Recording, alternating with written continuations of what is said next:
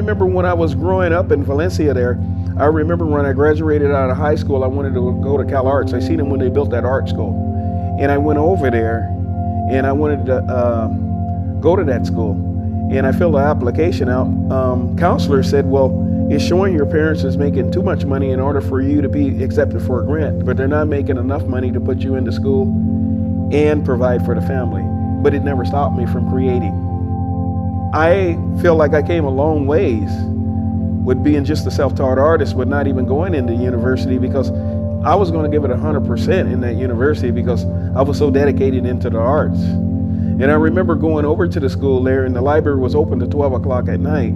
And I would go in there, and they had a section on trains and put it on one of those big wooden tables. And I had 3 students came up to me about my age, and they said, what class are you taking that in? And I go, I'm not. I go, this is something that I do, and I'm just over here. I would like to get into school over here. And I go, well, what kind of art are you doing? And they go, no, we're here trying to learn how to do art. And I go, wow, I can't even get in, but you're here trying to learn how to do art. But I never gave up. I never gave up.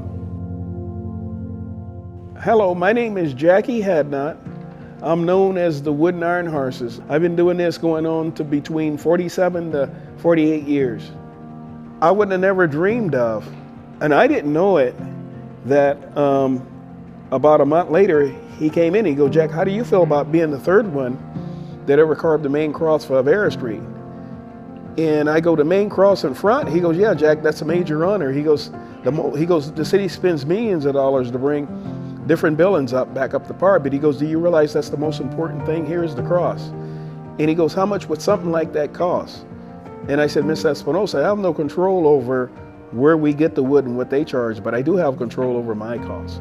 So I found 3 different places, and the El Pueblo Park Association went with one of them. Once the wood came in, then he came back and he goes, now the El Pueblo Park Association want to know how much you charge the city to carve the cross.